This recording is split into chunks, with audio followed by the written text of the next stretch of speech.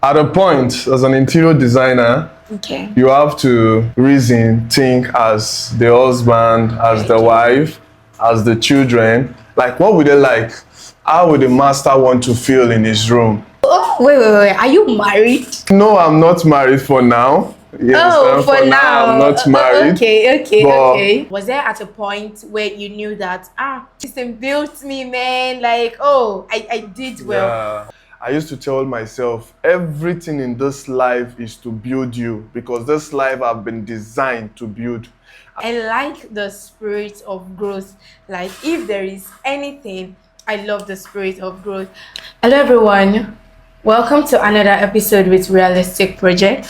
My name is Favor Orok. I'm the moderator as well as the host for this session. If you're wondering why we bring this session to your screen, it's because we don't want you to know about construction from afar off. We want you to stay acquainted and to stay relevant with the industry trend. I mean, what's industry? The building industry, of course, and also the real estate industry too, subsequently. More so, since the inception of this show and each of the episodes, it is very important to note that you are going to learn. I have learned. I am not a building expert, neither am I a builder. I'm not into construction. However, let me tell you some of the things I've learned. I've learned about soil testing. I've learned about piles. I've learned about casting. I've learned about binding. I know ratio when you're trying to mix with a mixer, the cement, the sand. And I also know well that I don't use any kind of water to mix. I know about foundation now. And I also I've learned that colors, I mean, when you paint your house, it has a psychological effect on people. So if you want to be as versatile as I am right now and you want to learn one or two things about construction, Realistic Project is the right place to be. Just head over to the YouTube channel and watch Realistic Project. Watch every of the episodes, write out things, and if you have questions, fortunately for you and fortunately for us, every last Saturday of the month, we have our live session on Instagram where we collate all of these questions from everything our users and everything that's aspiring builders or developers. Every of the questions you want to ask, we bring it out on Saturday, and the managing director, engineer Adebayo Giwa, would always be available to answer all of these questions. Now today, I'm not seated here alone. I have an amazing young man with me today. He is architect Emmanuel. He is in charge of a specific and a particular project that we're going to be talking about today. So we're not just going to be talking about the projects, we're going to be talking about the psychological effect of the colors and the interior design of that particular project. It's going to be telling us about the project and is going to, just don't worry, this is how I'm going to put it. It's going to do more of the talking. I'm going to do more of the curious lens. Every of the question that is on your mind, I know it. I am a mind reader. Yes, put it down. I know every of it, and I am going to be asking it on the show today. Welcome to the show, Mr. Architect Emmanuel. How are you today? I'm fine. Thank you for having me again here. All right. So let's start with the project, the Jebba Project. Okay. Tell us a little bit about the Jebba Project. Okay. It's very interesting to talk about Jebba Project because it's one of the projects that have really improved me because, some designs we do improve us. It makes us get better. Yeah. And the more we face the challenges there, the more we get more better with it for other designs that will still come in. So Jebba Project is a residential building at Jebba site, which is here in Lagos. And we have really been doing a lot of mighty, interesting, beautiful aesthetic stuff on it, on the construction. And currently now we have gotten to the stage where we'll very soon start the interior because now it's just at the tiling stage. which they are almost done with the tiling. So it's a residential building, not just the regular residential building. When we talk of Jebba site, we talk of a mansion kind of building. The building that has it has 8 bedroom. Yeah, it's an 8-bedroom duplex. Amazing.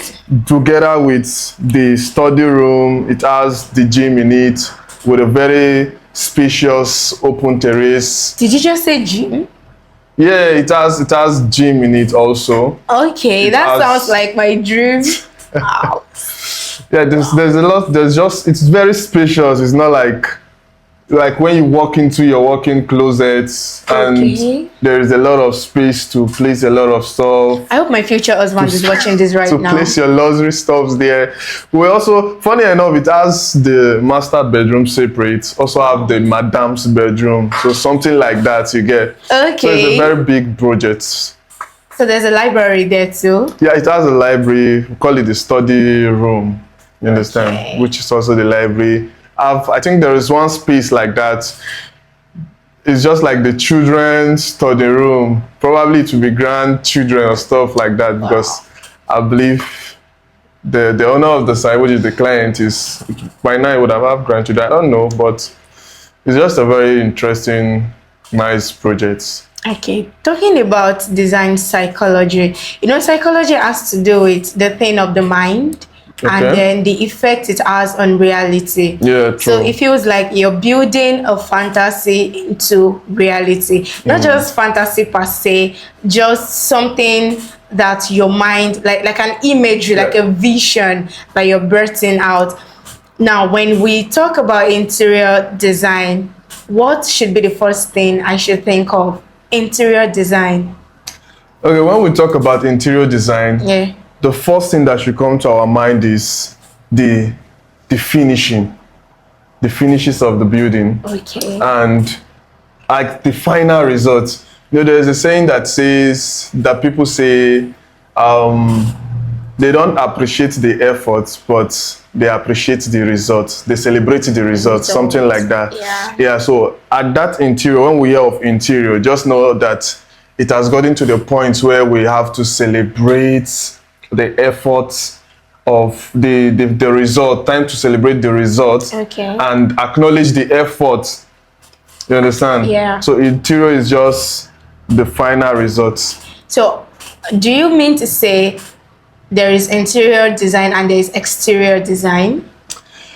Yeah, there is interior design. Okay, because also, I feel like, I feel like interior has to be inside, like in. While exterior, is it outside, or interior design covers both outside and inside? Interior design is just for the inside. Okay. Then exterior is just for the outside. Okay. You understand? But for me, with my knowledge with design, interior, that is where the clients would stay. Okay, you understand? The outside is just for people coming in. And you'll see some house, the outside will not really look pleasing, but coming inside, just like if you are stepping into another world, like stepping into heaven, something like that. So the interior design needs more efforts than the exterior design. So I feel like with some of the... Every great building starts long before construction begins. It starts with the right design. From architectural design that brings your vision to life, to structural design that ensure your building is safe, stable, and built to last. MEP designs that seamlessly integrate mechanical, electrical, and plumbing systems for maximum efficiency and functionality. To accurate bill of quantities, giving you a clear understanding of project cost and helping you plan your budget effectively before construction begins. So are you planning a residential home, commercial development, or investment property? Our team is ready to guide you from concept to construction. Start your project the right way. Send us a message today or call the number on your screen to schedule a consultation and let our experts turn your vision into a buildable reality. Stay connected. some of the nudgets I've been throwing. I feel like Realistic Project should give me a certificate, right? Yeah, you deserve it. There. Okay, so let's go into the psychological aspect of it. Okay. Now, where do you get your muse from? So let me break it down this way. Okay. As a writer, you want to write something, and it's something that has to be with trauma kind of thing. You have to project yourself and, put yourself in that picture before you have to like be that person. Not in a real sense, but just put yourself in that person's shoes. So now, what's your muse when you were trying to design Jebba Project, the interior design for Jebba Project? Was it just something you got from nature? Was it something you got from a combination of things you've seen together? Okay. Yeah, that's a very good question, I must say. Now, I got many inspiration from, as an architect, at the point we are very innovative with our design, in the sense that it has been existing already, but adding new styles to it makes it more unique and make it more personal. So I've been inspired so very well by the designs I've done in the past, like my past projects, and how I have related with the clients on that some project. Okay. So apart from that, I'm amused by the modernization of the world now, like how interiors currently now look like. So I got that from that aspect also.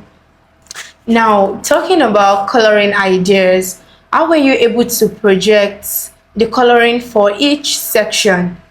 So, talking about putting yourself in their shoes, how were you able to just actualize that, the master's bedroom is supposed to be like this, Okay, for that question, at a point, as an interior designer, you have to think as the husband, as the wife, as the children. Like, what would they like? How would the master want to feel in his room? You understand? First of all, the personality. When you communicate with someone, you will know what the person kind of really like. I don't know, it's like kind of a gift, and most architects I believe most architects are trained in that aspect. Like when they are communicating with the client, they already know what this person wants, if it's contemporary design, or it is just modern design, or is it just ancient design, you get? So from that, we're able to come up with the color we are to use for the master bedroom, the kind of aesthetic that will be for the master bedroom, the kind of aesthetic that will be for the modern bedroom. And again, we also relate it together with what women like, what men like. That's gender preference, let me say. Okay. What color do men like? So those stuff like that helps us to come about with the interior colors, decoration, and everything within the interior. So somehow it's safe to say that architects, they wear a whole lot of creative art. Yeah, something like that. Imagine thinking like the father, thinking like the mother. Oh, wait. Are you married? Oh, God. Yes, because it takes someone that is actually in that shoes to, portray and project that. Are you married? No, I'm not married for now. Yes, for now. I'm not married. Okay. The job have to make us reason like a lot of things. So we're also the father, we're also the mother, we're also the children, we're also reasoning a lot of things. Like how would the children move within the space? That is what parents, I think, fathers calculate, right? Would you say that there are sometimes that your preference that emanated from the psychological effect of what you've done and the preference of the client clashing together? Now, in the sense that you might have thought that this particular thing, you would love it so much, only for them to come and say, this is too this for me. So how do you go about that? Are there medium in which you have to, bring out a draft and say, oh, look, we've done this and this is what we came about. Are you interested in this color? And if they need to like change any of the colors, you just, just change it before executing the project. Okay. To answer that question,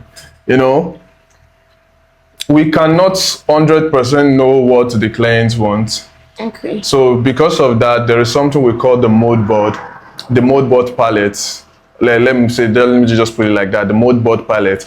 Now in that mood board palette, it gives the client chance to select the kind of colors he will want for this design, for his interior. Yeah. So it's just like a document we provided. We the architect will construct the document, and in that document it will have the kind of colors he would love to use for the building. It will also have the kind of furnitures he would like to use for the building. He will just carry a lot of samples of things, selection, like giving him option. Okay, if you don't go for this color, this is the color. It's just like if we are proposing it to him. Yeah. Do you like this color or this color? Do you prefer this color combined together with this color? And all this will help us come into the space where there will not be a clash between our design and the client's design, because currently now we are working with their designs, like their color selection. Yeah. You understand? I get it. So all what we just need to work with now is where to place the color, where to place the furnitures, where to place. So that is just, I think that helps to avoid the clash between we, the architects, and the clients.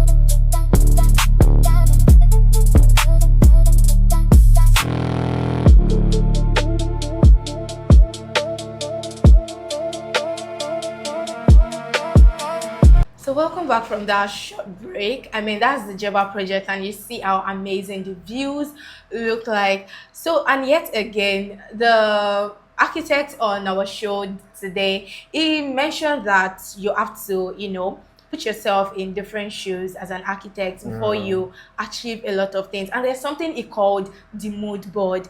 I feel like everyone in the creative space would have an idea of what the mood board is. So the mood board is practically about the practical aspects of the things you've taught, and about everything that is your vision that you're birthing into that palette. And you have to show it to your client that, oh, this is what we came up with, and this is what we are advancing with, this is what we are executing for your project. And that's exactly what he explained last. Now we've talked about the serene, I mean the advantageous and the beneficial part of it. Now let's move into the challenges that you face doing the interior designs. There's something writers call the writer's block. Where you can't think about anything. You can think about it, but you just find it weird. It can be one word that you're looking for. It can be just a preposition or even an adjective that you're looking for to qualify a particular kind of thing. And it could even be an adverb that you're looking for to modify something. Now, as a creative, as an architect, are there times that you experience such that you're trying to place a flower vase somewhere and you're like, this thing is giving Owerri, this thing is giving Onitsha. I mean, it's not bad if you're going for a traditional setting. Now, you just know that the placement of this color here is not giving what it's supposed to give. So have you ever experienced something like that creative block? And how were you able to navigate it? Yeah, many times we experience. I think that is one of the things that slows our design sometimes. Really? You understand? Because at a point you will not see it at first. Okay. Just imagine almost completing the work and you notice that there is something off about this flower pot staying here, you get, Yeah. and it will kind of want to make you to start again. Now the software I use for my interiors is 3ds Max software, and we all know that software as it requires time to render. Okay. It requires time to render. So at the point we fix what we want to fix, we do like a kind of a render. We just render it and see how it will look like first. Yeah. Then if it's not good, we change the position, do a little render again. Do it. So all those stuff like that, you will just notice that at the point we are going forth and back, I'm going forth and back with the designs. Yeah. And that stuff kind of, you will like kind of, let me just leave this thing stuff. Let me just rest my head because it's stressful. You understand? You know, we're already in the space where we want to bring in new innovation. Yeah. And now when we are designing, at the other hand, we're in the client's shoe. How will the client see this stuff? Will he like it?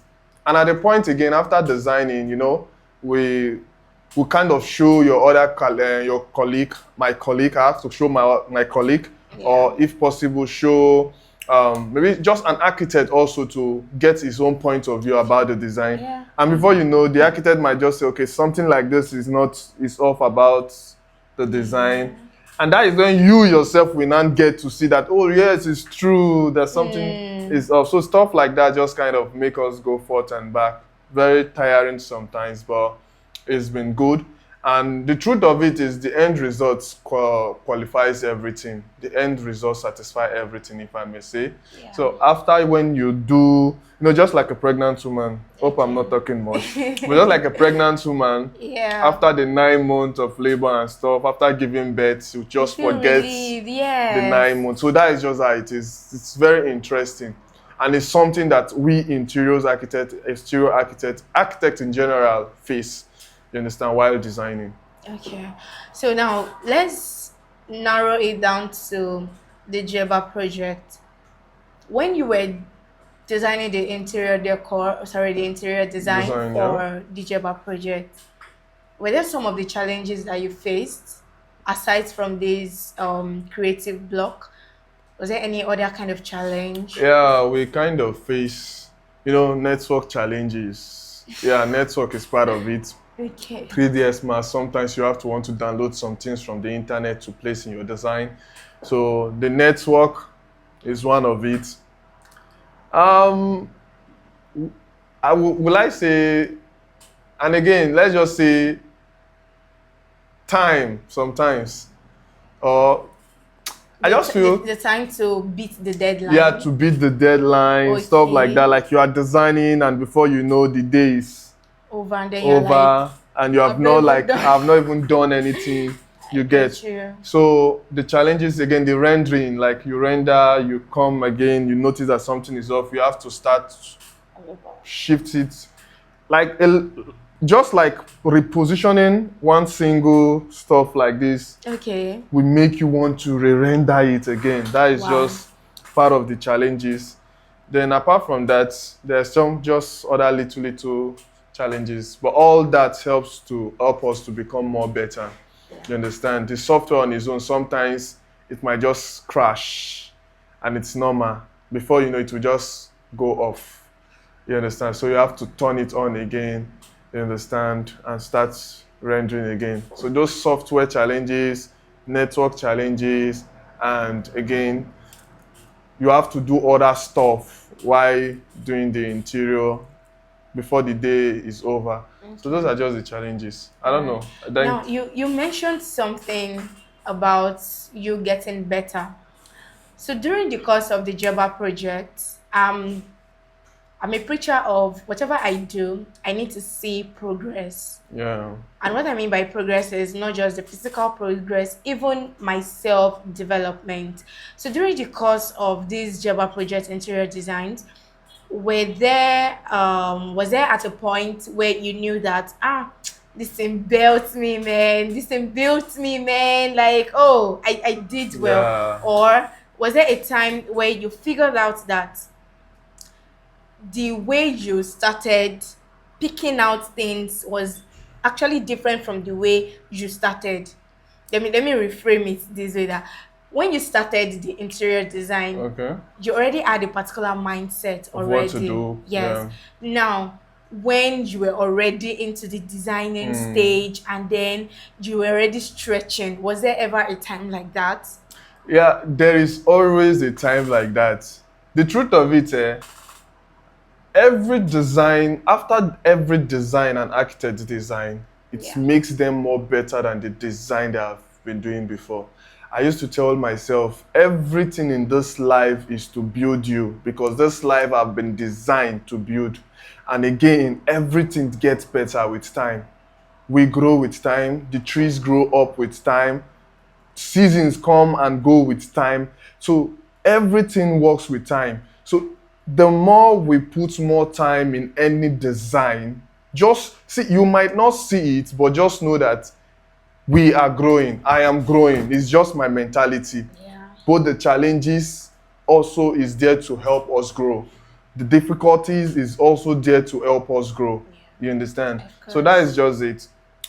At every point, we spend more time in any design, it helps us to know better, it helps us to relate more better with our design, Yeah. it helps us to get more confident in ourselves, most especially. Oh. Like, we are like, wow, we face this. It only means that we can face any other bigger and difficult design, because some designs are very difficult True. to do. Just imagine there is window like almost 2 corners of the building. Where will you put the television? And at the other side there is door, and again there is opening for the closet. You understand? So when you come in that space and you later try so many things, spending more time to figure it out, at the point you will notice that, wow, I've done it. It's better now. True. And when you get any challenges like that or any design, that you will not even waste much time. And again, that same design will come with its own challenges that will build you. So we are growing at every point of our life. And Jebba sites in particular, very challenging, because it's like a 8-bedroom duplex and the living room is very wide. You have to reason what to put, how to. And I think this is my first time they are designing that kind of big living room. You understand? Big bedroom, like spacious bedroom. You get. And because of that now, I believe that I can face any other design, like even more, way bigger than that. That's amazing. I like the spirit of growth. Like, if there is anything, I love the spirit of growth. Oh, this was an amazing session. I mean, Okay, thank it you. was very well detailed and very explanatory. However, we are going to be wrapping it up here today, and we would love to see you on the next episode. And you've heard what Thank he you. said. He said about, he mentioned innovation, he mentioned self-development, and he talked about the challenges. And don't forget, if you need to watch the previous episode, head over to the YouTube channel at Realistic Project. My name is Favor Orok, and see you in the next episode. Thank you. Small building problems can become expensive issues if they are ignored. From waterproofing solutions that prevent leaks and stop moisture damage to roofing solutions that restore strength and durability. We also specialize in building renovation, transforming outdated spaces into modern functional environments without the cost of rebuilding. So whether it is your home, your office, or your commercial facility, our experienced team delivers solutions that keeps your property safe, functional, and looking its best. Don't wait for minor issues to become major expenses. Contact us today, and most importantly, stay connected.